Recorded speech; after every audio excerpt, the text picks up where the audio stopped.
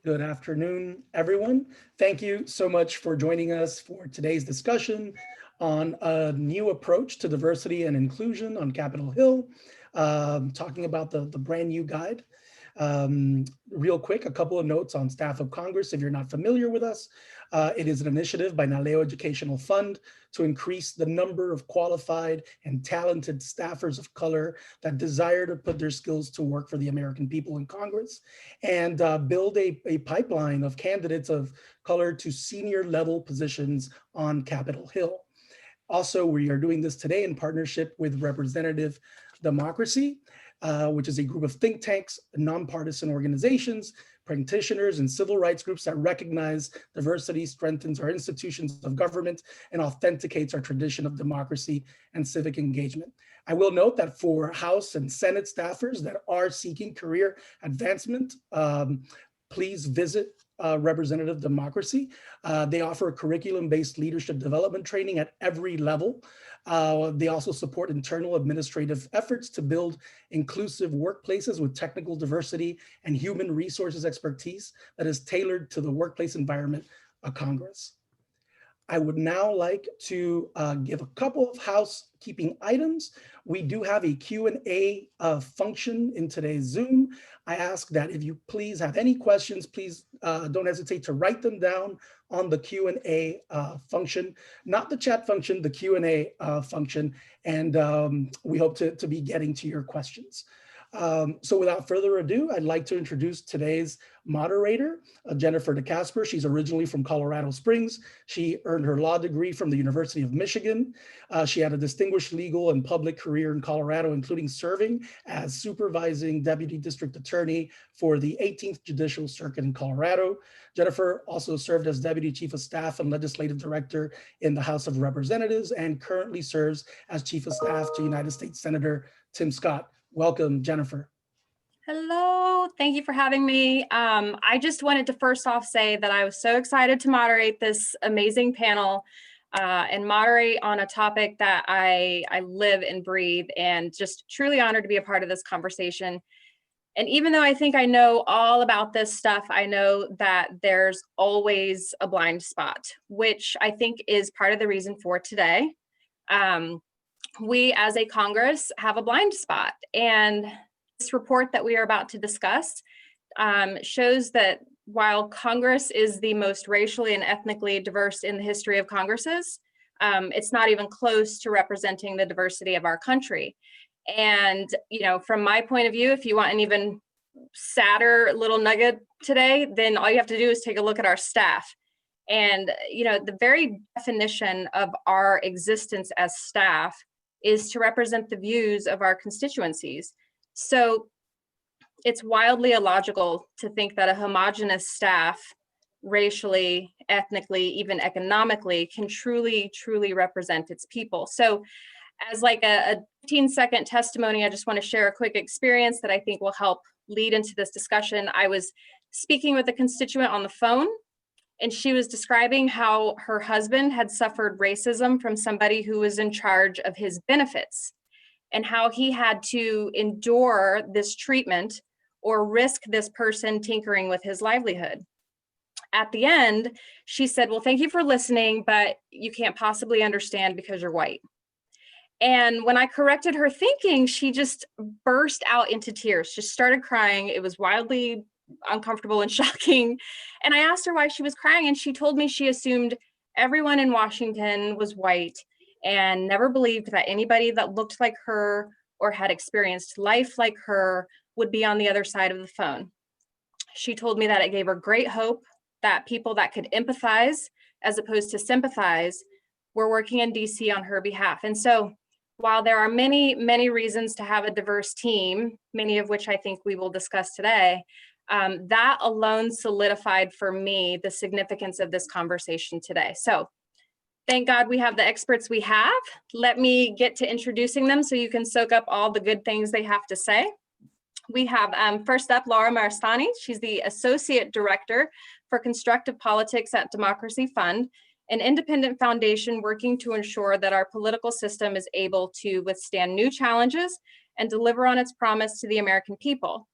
Focusing on constructive politics, Laura leads the governance program strategy to explore what unites us while helping governing institutions become more diverse, inclusive, and better able to serve all Americans.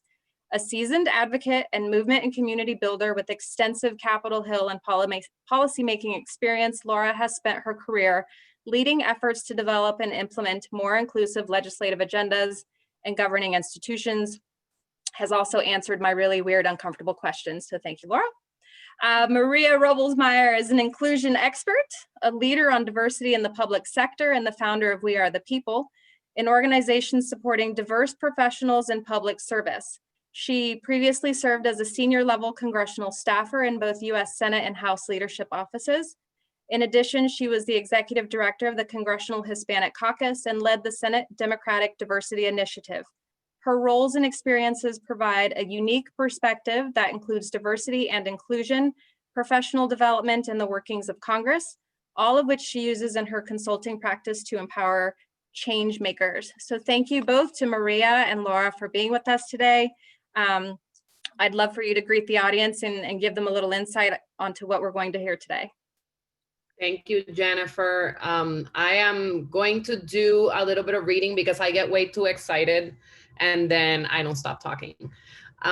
So, hey, I'm Laura Maristany. I am so grateful to have the opportunity to introduce you to this new guide Maria and I have been working on for years because it definitely is a compilation of all of our experiences and a lot of the work that so many organizations out there have done for many, many years. I'm also super excited to be able to share a screen with Jennifer DeCasper, who is one of the most inspiring examples of what happens when you make building your team and keeping them on board a priority. So this guide is years of combined knowledge, learning, and experience in leadership development and the congressional space, and makes what makes it different is that it is put through a very practical congressional context. The engagement and inclusion of new voices will we truly believe will make your office more effective and help you build more capacity to achieve your members' goals. So beyond it being, titled diversity, equity, and inclusion, it goes beyond that, right? The diversity, or DEIB, as you'll see, I mentioned in the guide, is not the end goal. It's not an end goal. It is a process of operating and a manner of being. It is the lens through which you see your workplace functioning better and stronger. And so that's really at the core of this guide. I'll share a secret, going into it so that you have a sense of what you're going to get when you read the guide. But the secret, one of the first ones is, like I said, it's not about DEIB. It is about leadership development. If you have asked yourself ever, how do I do this? How do I become a better leader? How do I create the best workplace for my team? How do I deal with that difficult conversation? How do I bring people in? How do I create a space where people feel like they belong? Whether you're a chief or the intern in your office, this guide has answers for you. And where we don't, we have links to organizations that have more answers for you.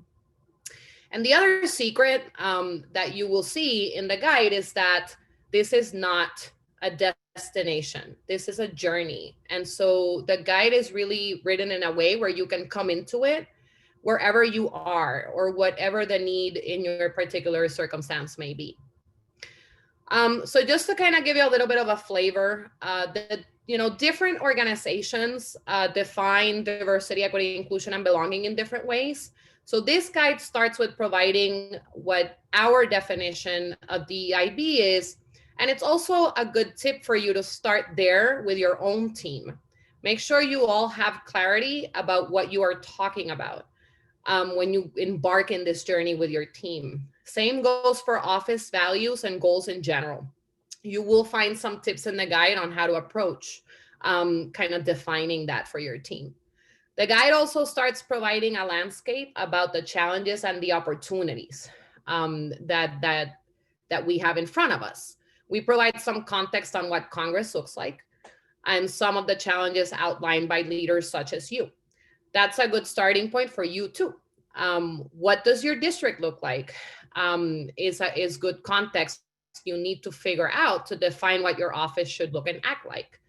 Use this context to craft your values. And again, the guide talks a little bit more about how you would go about doing something like that. From creating an office vision and mission to hiring and to keeping staff, you have worked so hard to hire. This guide has resources and tips for you. Well, it is put through a congressional lens. There are resources for anyone who is seeking to create a more inclusive environment for their teams. And this is really key, in many of the conversations throughout the years, you may be able to pull what you've learned to create a healthier work environment and workplace from other sectors, but it's just really difficult to put it to maybe congressionalize it, right? If you don't have an HR department, it's really hard to do some of this work to be able to attract talent to your team and to be able to invest in their growth and to prioritize, those functions in the midst of everything else that is going on. So I'm, again, really, really grateful to have had the privilege of working with Maria on this guide. Together, we really prioritize ensuring that it is both realistic and actionable. It is also bipartisan, and we have tried our best to bridge the voices and learning of the many organizations leading in this space, including Staff Up Congress and all of the representative democracy cohort. But it is not the end. We need more tips, because leadership development doesn't start or end with one training or one guide, which is why at Democracy Fund, we also brought together a group of experts in leadership and organizational development to dig deeper into reimagining leadership development for governing institutions. I encourage you to take a look at their recommendations on the Brain Trust for Our Representative Democracy site, the same home where this guide lives. And I posted the link on the website, on the chat, sorry. And so my hope for us today is that we can spend some time giving you a little bit of a flavor of what is in the guide. I would have preferred to have a much more interactive opportunity with all of you in the audience, but I think there's over 80 of you. And so, we have asked Jennifer to put together some really tough questions for us so we can do that. And we don't, I would have also really loved to do a read along, it is Christmas and all. That really sounded really exciting to me. But I think, I can't think of anybody better to help us give you a flavor of what's in it than Jennifer, and spare you having to do a sing along about the guide. So thanks, everybody. And Maria, I would love for you to chime in here with your thoughts. Sure. Thank you very much, Laura. It really was an honor to be able to support you and the Democracy Fund and Representative Democracy in this effort of putting together what will seem to some of you like common sense, like I'm already doing this, and what for some of you will be new information.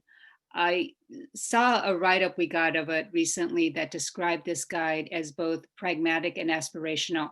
And I love that description, because I think that's really, I think, Laura, you'll agree with me, that was our goal in this. It is to be a useful tool for all of those who are up on the Hill, as well as taking you to a place, meeting you where you're at, and helping you grow your own personal leadership style that in turn is going to grow your office and how it responds to the constituents you serve, which is ultimately about strengthening our democracy. Jennifer, I also want to acknowledge and thank you for the introduction and for sharing that beautiful story. One of the criticisms, and I think rightly so, is sometimes the Hill can be very insular, and we're more removed from the people who are impacted day to day by the work that's done up there. So to be able to have the opportunity of that direct interaction and recognizing this is what it's about, this is about the work that all of us who commit ourselves to public service do. I felt very fortunate to have the career I did on the Hill. When I went out shortly after college and got my first job answering phones, I never expected to have the experiences that I did have.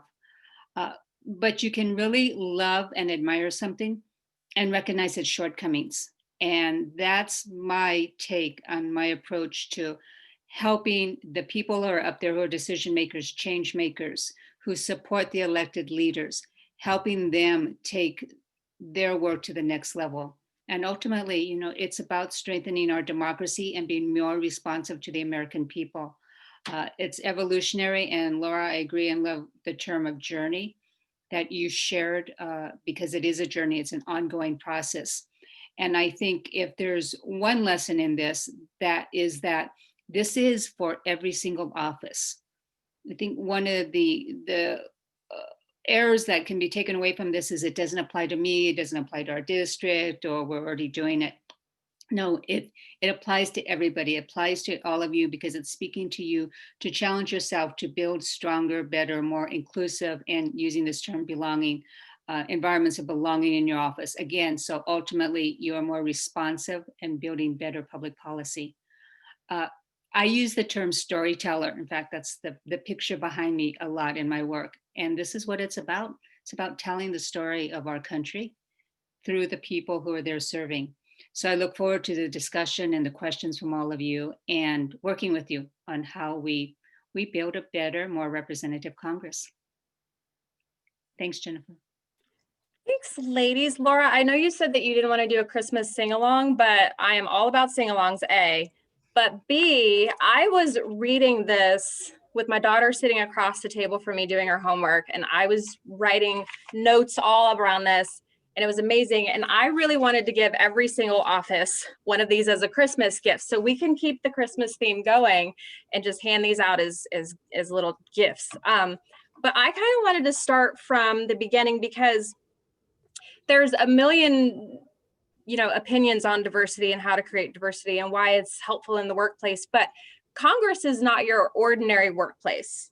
I mean, we're just weird for a lot of reasons, for better or for worse. And so I'm curious what you both think. What makes this guide different than everybody else's guide on diversity and how to incorporate that into the workplace? What makes this stick out? So I can take a first stab, and I know Maria also has some thoughts around this. So there's a couple of things for me. The first one is I've sat through so many meetings, and also when I was a staffer on the Hill, where people would come from other sectors and tell us, well, you should do it this way. This is where it works. There's obviously been more experimentation with it when you have resources and when you have an entire HR department dedicated to thinking about these things. And so that was not applicable to Congress. Staff would say, I can't get more diverse candidates because I just can't scroll through 1,000 resumes, 200 resumes. I don't have the capacity to do that. And so we really wanted to sit down and think through, okay, so how could Congress do it more effectively? And that's a little bit of what you see there. I think it's also in the way that we, or I at least, define diversity, equity, and inclusion and belonging, and how the guide kind of takes that sort of same journey. So if you look at it, and this is in no ways a linear process, but if you think about the DEIB in a linear way, we know more about diversity. We know more about how to do diversity. And that's like in the tactics, we've experimented with it more. And that's where you see organizations say like X amount of people should look, X amount of people in my office should look like X amount of people in my district and things like that.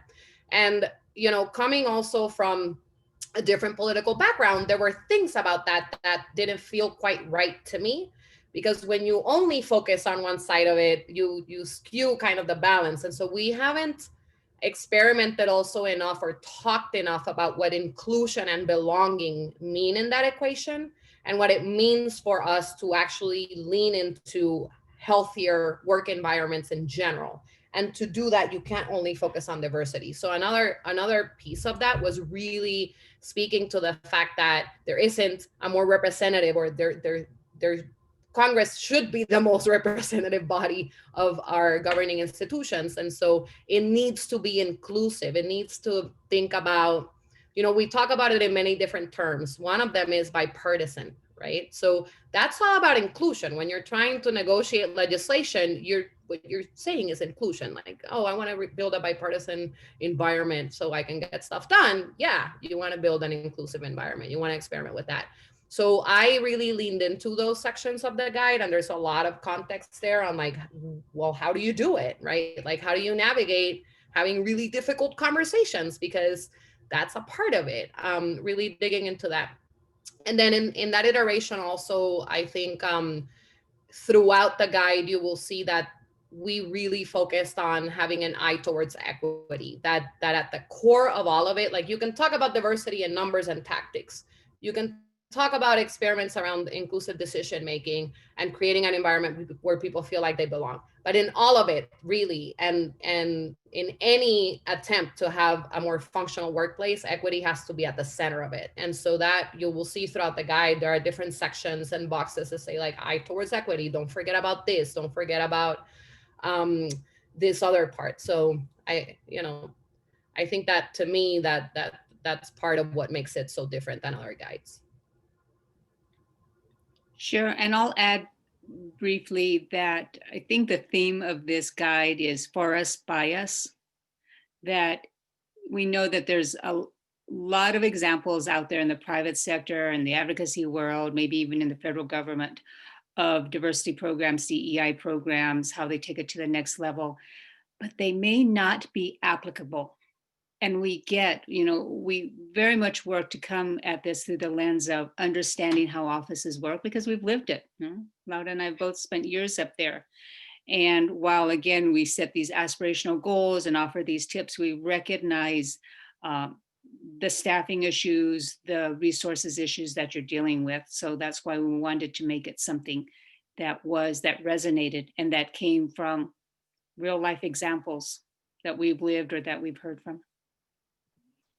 Awesome.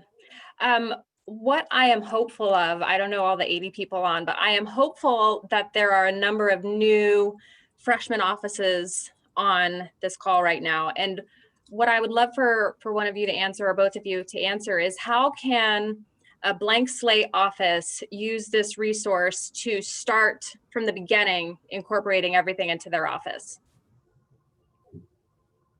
You want to start there, Maria? Oops, sorry. Yeah, I'm happy to. If there are any new offices on, congratulations on your election. Congratulations for being at this really exciting time. I get it is completely overwhelming, but know that you've got resources and people who are on this call and people around you. If anything, you might have too many opinions. So the key is sort of to filter this out and figure out what's right for you. But from the beginning, our advice has always been is to use your networks to build and look at critically where you are drawing from when you're making these initial hiring decisions. We talk so much about networking on the Hill, and we all advise young staff to network. Thing is, most of us have networks that look like us. So we need to be more intentional about building out our networks, to going out into the communities and finding these leaders and building sources both in DC and in your districts and in your home states that are going to be avenues and pathways to connect you to a wider range of possible applicants. Current staff on the Hill, congressional staff associations are wonderful avenues. If they are not already in your distribution list when you are posting or when you are looking to fill jobs, immediately add them. There are a number of them that are going to get a wider range of applicants there who you might not see ordinarily if you go back to the same sources. Laura? Yeah, so, and I think absolutely, for me, the starting point is prioritizing it for your office, right? If this is not a priority, you're not gonna ever have the time to sit down and think about what kind of leadership development your team needs so that they can be better interviewers when you have an opening in your office. Like, it's all interconnected. And so really prioritizing it, and we have comments in the guide, like if you're a congressional office, you can set aside a budget, make sure that you're planning team retreats, make sure that you have opportunities to talk about stuff other than the tasks in front of you. Your teams are not a bunch of boxes, right? They are not a list. They are people, and you need to find time to engage your people and grow them and retain them. And certainly there are different parts of that process. If you're a new member, then you want to make sure that you're hiring the best people for your team, and how you approach that. How do you write a job description? These are all things that are in the guide. But my number one step is you need to make it a priority, because you know what? It costs a lot. You think it'll cost you time on the front end. It's going to cost you a lot more time if you have really high turnover in your office. You're going to be going through the process over and over again. And the worst side of it is disgruntled employees, because you will get them if you have a bad work environment and you're a member of Congress or you're a chief of staff. It's very high stakes when you have a staffer leave on bad terms, and what could potentially happen. We've seen examples of that in recent years. The current work environment does not tolerate that anymore. And with social media, even worse. And so for Congress, it's very high stakes. You need to prioritize having a healthy work environment for your team. So that's what I would say, Jennifer, in terms of like where you start. Could I add one? I'm yes, sorry. please. Could I add one quick question to this? Laura, it's so important what you said about prioritizing. From the get-go, be intentional. I think a lot of times what I hear is that it's implied, well, of course we support diversity, but really from the get-go, coming out with a statement, this is what we're about, this is what our office stands for and what we value. It's so important to actually say the words. Thank you. Intentionality is, you think maybe it's normal for us, but I have a lot of chiefs that it was almost a new concept to them, frankly. And not in a negative way, but just kind of like, because I think one of you said it. I always tell my chief buddies, think of the top 10 people in their lives. What do they look like?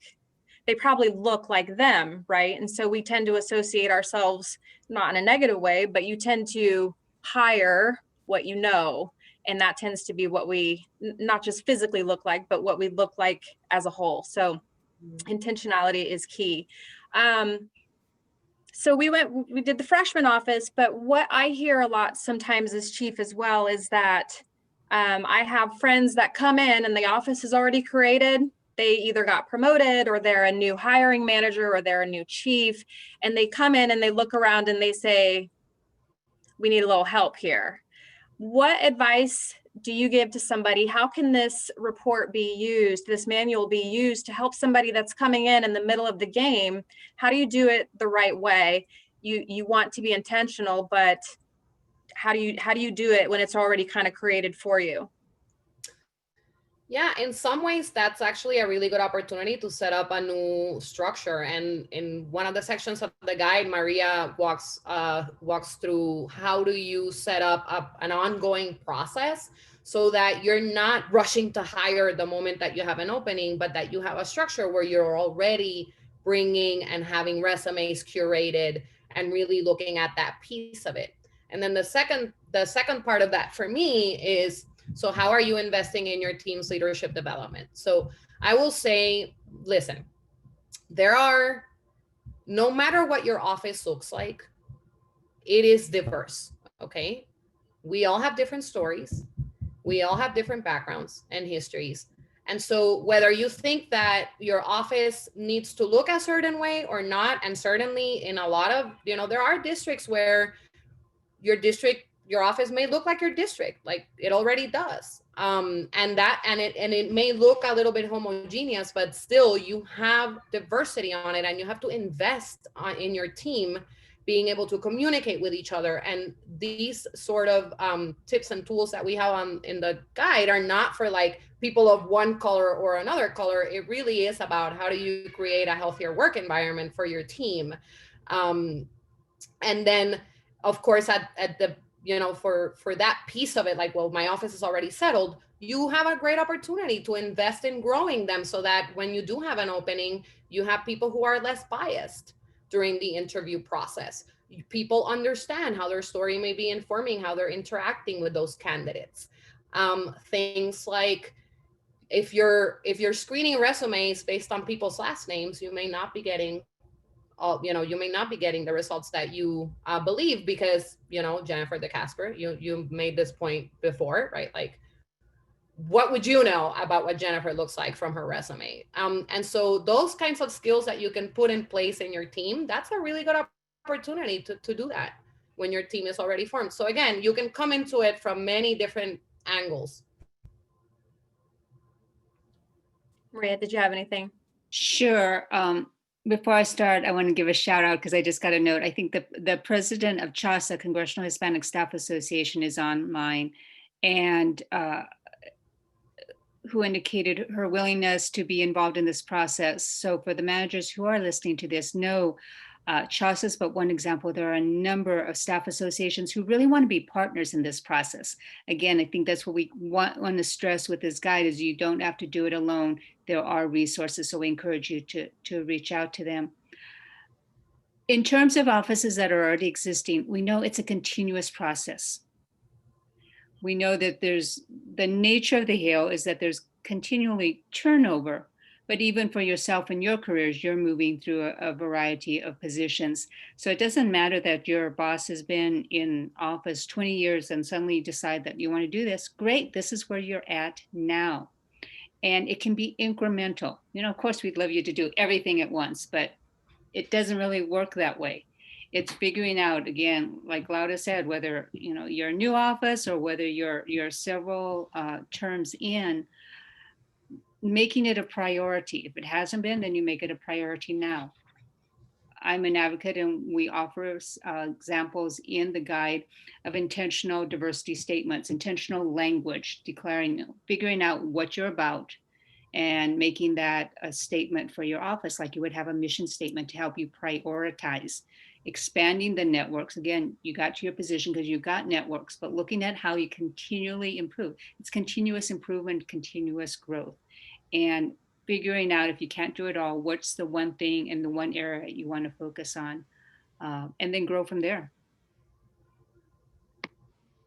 I am a big believer that it starts at the top. I think if you don't have a member that has that intentionality, it's harder for it to flow.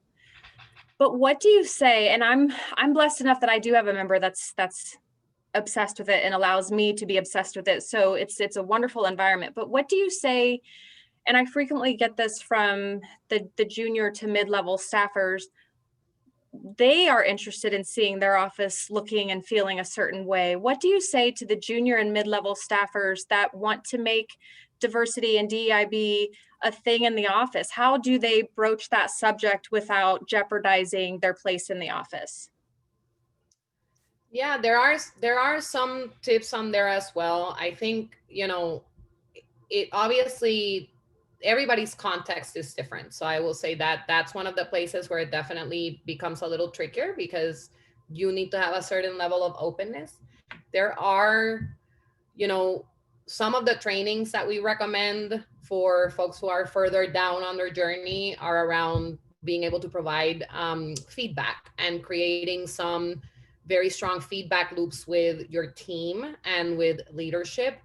I think those kinds of things, like how can you empower yourself to be able to communicate more effectively, why your office should be engaging. And then I think the importance of allies is incredibly important, right? Like really making sure that you're engaging with other offices that make this a priority, and that you're putting those offices in front of your member and your chief, I think is really important.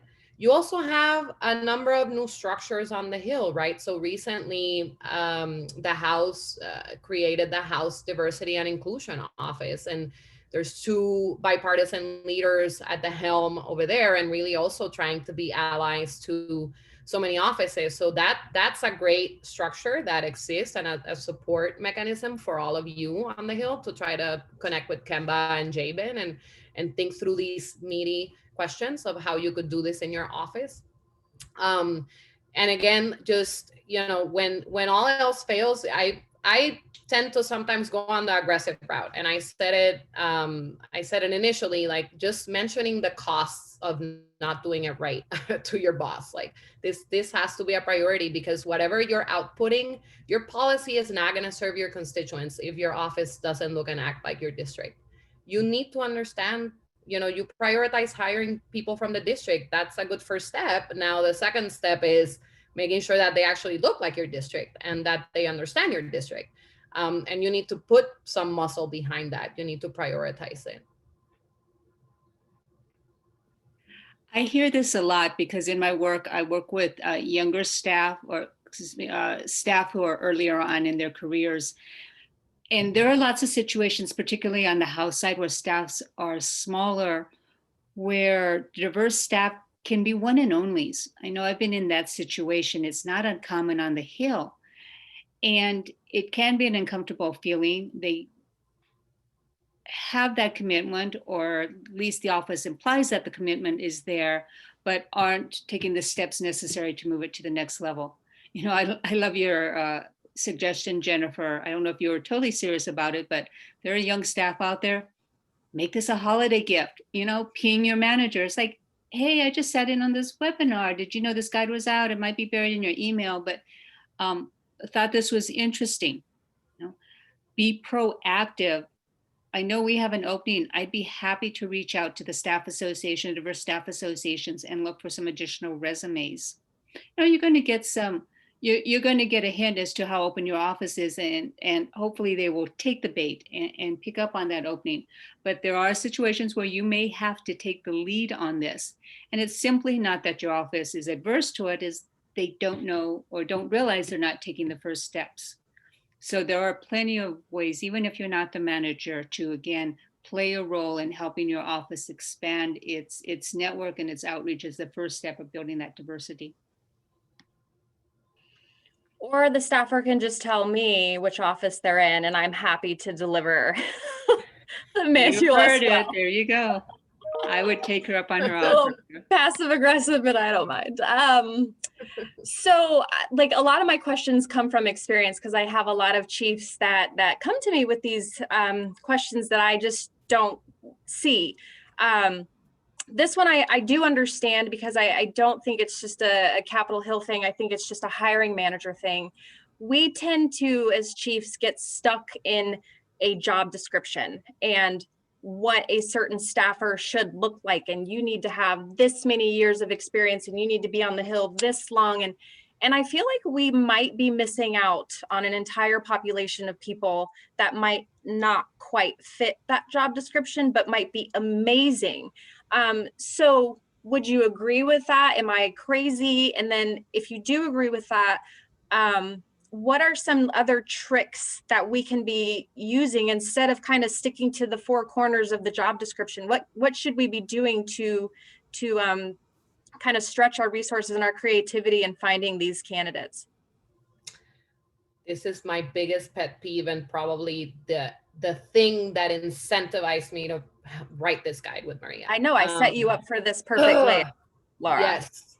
And I'll kind of share a personal anecdote. So my husband is from Italy. I actually met him my first week that I moved here. And if you want to look it up, there's a Hill article about it. But anyway, so he moved in and obviously was a permanent resident.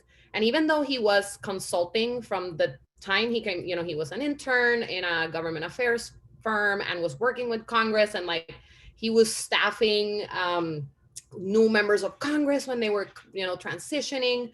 But then he was an LPR and he couldn't work on the Hill. And so he grew and he ended up, he's a senior policy analyst in a huge grassroots network. And he is just absolutely amazing. And not only because he's my husband, but the thing is that now he's further in his career. And even though he could afford to go back to the Hill, which is rare in many cases, it's a lot of offices ask for previous Hill experience. And previous Hill experience, not to downplay the importance of an internship, but if that's more important than someone with 15 years of experience in education policy, we have a problem. And so you're eliminating a giant subset of very qualified people who bring diversity of perspectives to your office and expertise, by just automatically throwing out all of the resumes of people who do not have previous Hill experience. Now, that doesn't mean that there aren't positions for which you should require it. But think about it. How many chiefs come from campaigns and never had any previous Hill experience? For your LD, it may make more sense because you want someone that has navigated the institution. But when you're crafting job descriptions, and we talk about this in the guide, it's really looking at what is it that you actually need? What are the transferable skills that you should be looking for, instead of like these markers on a resume, and starting there. And that's why it's so important. And we have an entire section in the guide talking about how do you craft that job description. And it doesn't work anymore that your friend, your boss's friend sent you theirs and you just copy the template. Like, you need to put some thought into it. You need to put some thought into what your district needs and what your office needs.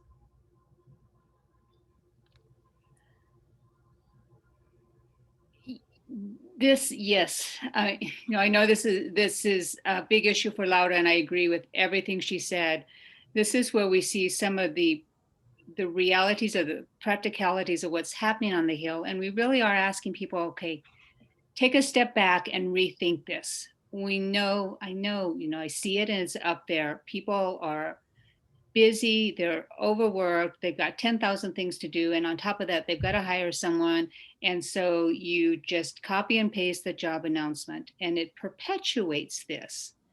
So maybe this transition time is a little bit of space to look at how you can start opening up that process just a bit more. I know in the larger sort of HR world, there's a trend in interviews towards going towards behavioral situations, not tell me your experience doing X, Y, and Z, but let's talk about how you approach situations. Tell me a time you had to mediate conflict, describe a situation in which you assumed leadership. And it gets away from some of these specifics and gets more towards looking at people's skill set level and their approach to situations. 95% of those things you're going to be looking for in those types of interviews will apply to the Hill, to your position. Figure out what your priorities in that. The other things can be learned. I get, again, like Laura mentioned, LD is a critical position. That makes sense that you've got to know floor procedure. But one place on the earlier end of the job spectrum is for staff assistant. I saw time and time again the preference being given to people who had been interns. Well, we know there's a situation, and here's a good chance to give a shout out to Pay Our Interns, part of representative democracy, that works to get paid internships, because you are eliminating a huge part of socioeconomic segments of our populations in the US who can't afford to move to an expensive city like DC and work for free. I was never an intern. I could never afford to do it. And if that's automatically eliminating you as a strong candidate for an entry-level position, that will then lead to the next position, and the next position, the next position. Again, you're shrinking your pool of possible applicants. And I think sometimes people don't realize they're doing that. It's just, it's a pattern that gets repeated. So here's the part where we're asking you to look at what you're doing and look how you can break some of those patterns.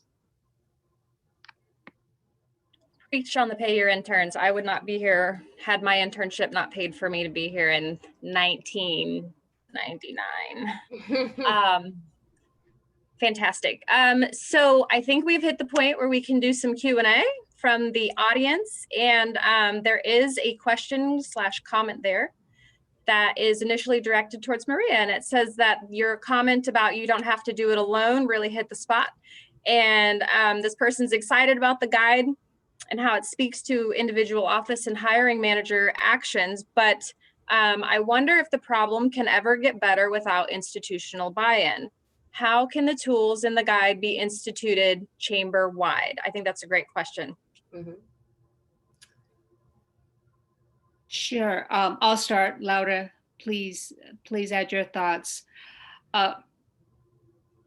the unique nature of the Hill, I'm saying this to people who know this already, is that every office is an individual hiring entity, and that's part of the challenge. And that just means that we need each office making this commitment really makes a difference.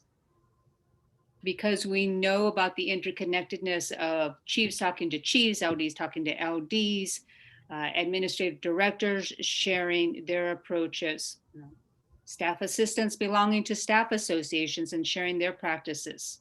So it really, it's like a boulder rolling downhill. You just need to get it started. And that's how that we can spread it. We can spread it, I think, Congress-wide. We need these commitments, and we know their office is already doing good stuff.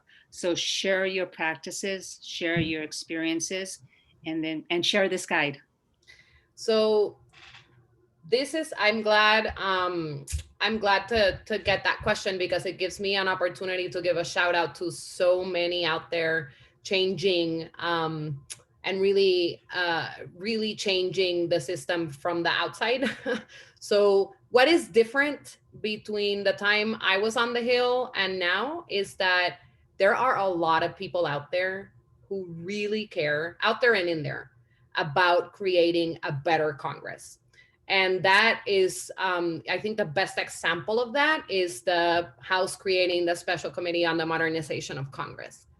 That really is a space that is looking at all of these things and what are the institutional changes that need to happen so that Congress can implement all of these things more effectively, and that there is that institutional buy-in, right? So you're right, person who asked the question, that unless you have you have the conditions to make this happen, it is going to be very difficult. And fortunately, there's a lot of really smart people thinking about this. And so one really cool thing in the guide is that, again, Maria and I don't have the answers to everything. So as you go through the guide, what you will see is that we actually bring in links to those organizations that are leading the way.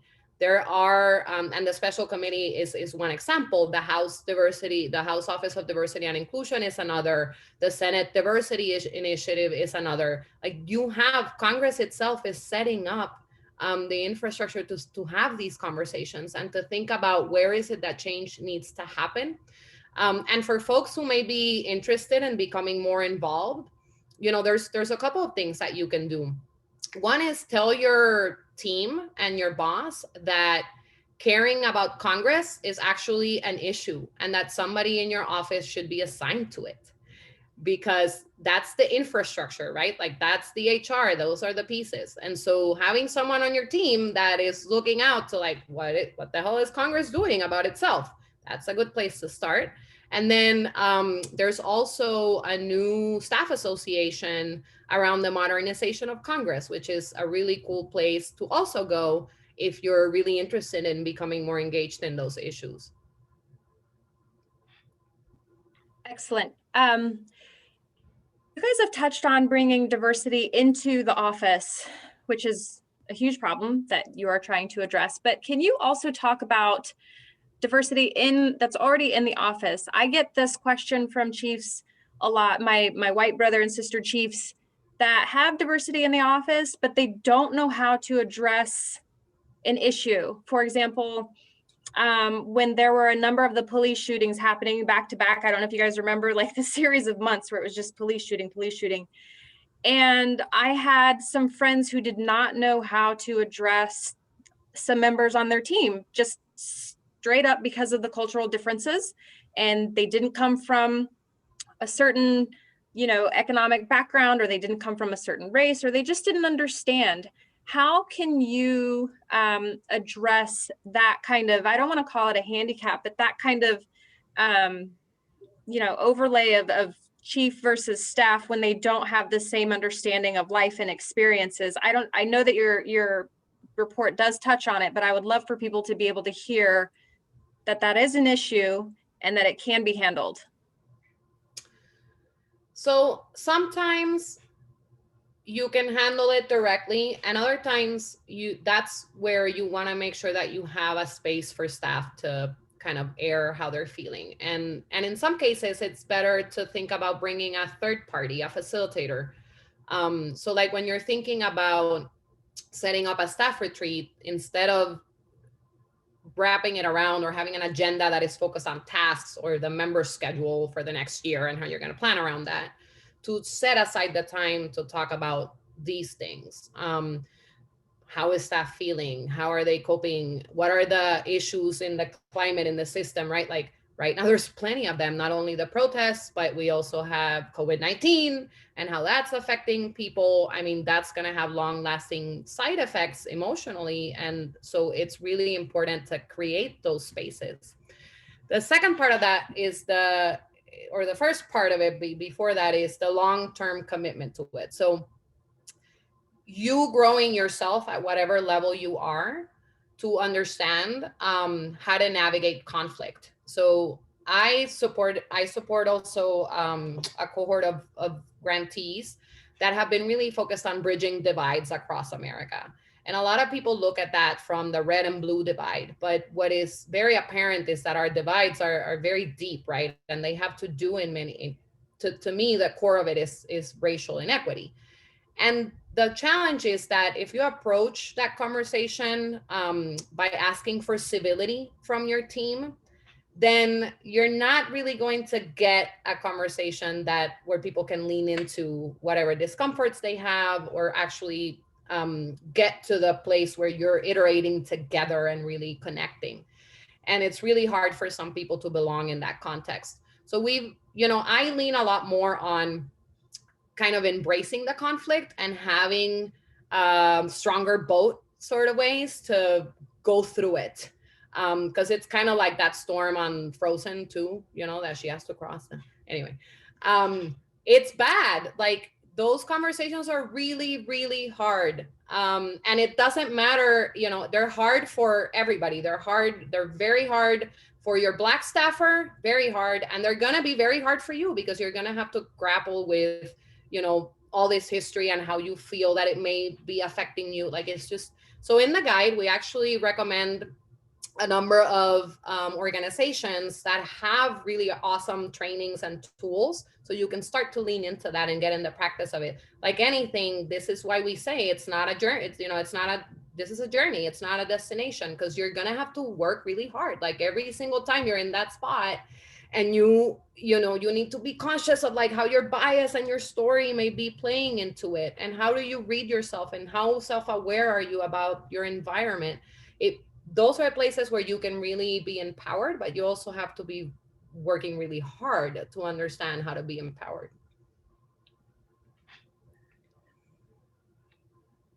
I remember when I was at the Diversity Initiative and there was another set of incidences. Seems like every few years we had this whole rash of incidences, one after another. And hearing from staff that in one particular office, that their chief of staff, who was white, went to the Black staffers and just said simply, "How are you doing?" And then invited any staff that wanted to open up some space to just talk and share, just saying, "Oh, there's a lot going on in the world. Let's create this safe space." One of the challenges, and I can get a little philosophical about this, but a challenge that applies not just to the Hill, but I think our country in general, is we're not taught how to talk about these issues. In fact, for a really long time, we were taught not to talk about race. You don't talk about race, and you don't see race, and you don't see color. And we were taught that's the way we should approach it. And we realized that doesn't work. So combined with that, as Hill staffers, we're also very much professionally socialized to have the answers. The boss turns around, you better have that answer. So we think we go in these situations knowing like we have to know how to do it and how to have the answer. But the first step is to say, as a manager, as a chief of staff, or as any staff rep, I don't have all the answers, but I'm open to listening to you. I'm going to stretch a bit because there's been a question on retention. And I think the question about retention in congressional offices is sort of the same issue that even in the private sector, they're grappling with retention. Compensation is nice. We know it's never going to be the same on the Hill as it is off the Hill. But so many times the issue is that staff wants to feel this notion of belonging. They want to feel that they are heard. So creating these saying, I don't get it. You know, as a Latina, I have my experiences as a woman of color. I have my very distinct experiences. I'm never going to know what it's like to be a Black man or another person of color. So it's okay to say, I don't know what your experience exactly is like, but I want to hear and I want to create this safe space so that we can work together.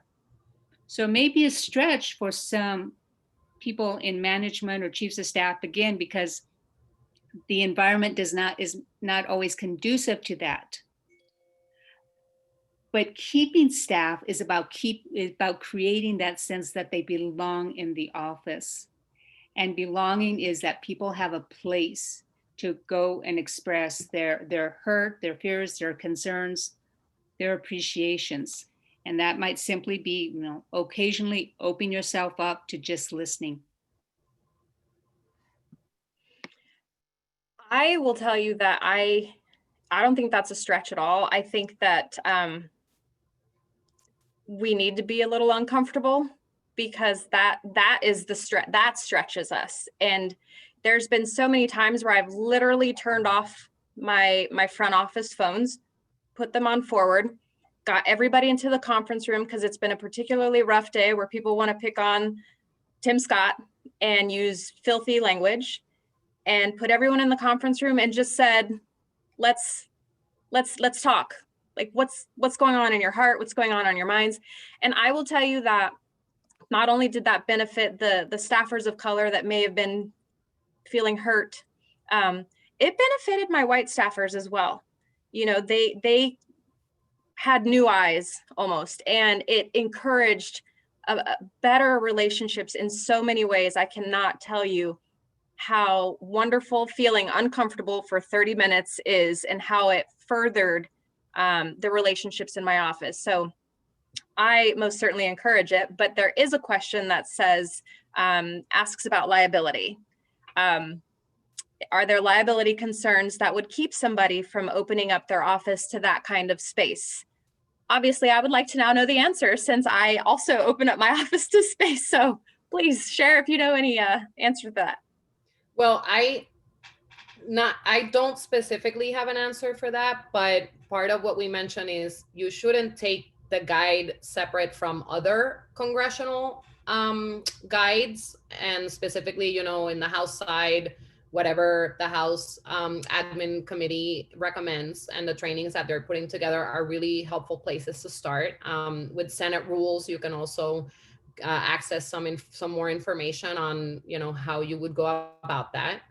But see, I think this is a really good place, right? Like, you just identified a potential gap. Like, what kind of guidance do we need to be providing or seeking when leaning into these conversations? Yeah, I'm not a labor lawyer, and I know the rules on the Hill are unique. What I think the guide is tested and experience on the Hill. Obviously, at the end of the day, trust your instinct, seek out guidance from counsel. But we're talking about offering people the opportunities, not mandating conversations, not making decisions for people based on who you think they are, how you think they might identify, but opening up spaces for discussions if people want to engage. And I think Senia Ruiz is flagging an interesting resource in the chat. So thank you for that. Representative Clark apparently has put together a discussion guide for offices that may be helpful around conversations on race and racism. And then in the guide, there are also, like I said, resources to organizations that have facilitator guides, scripts, on how you would facilitate a difficult conversation. What kinds of questions can you bring in? I particularly like, because they're one of our grantees, the Better Arguments Project. And that's one of the links that you will find in the guide as well, if you're interested in kind of pulling out how you could facilitate these conversations in a team environment.